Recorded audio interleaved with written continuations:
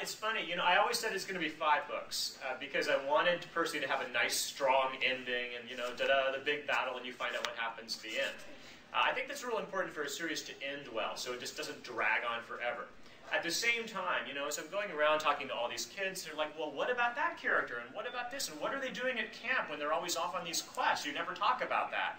And I realized that there's a whole other side to the story that I never told, that I couldn't fit into the 5 books. So yes, in about a year, we're going to launch the second Camp Half-Blood series. And you may see some of the old characters like Percy and Annabeth, but they may not be the main characters. They're going to be a little bit older. They'll be counselors at the camp.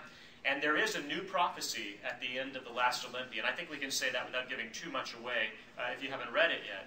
That does sort of set it up. So when you read the ending of Last Olympian, you're going to have a pretty good idea of how things are going to change at Camp Half-Blood and what may be happening in the second series. So absolutely, that's it as well. I'm also working on another book I got to tell you guys about. I'm so excited about it. The Camp Half-Blood series is probably going to come out in winter 2010.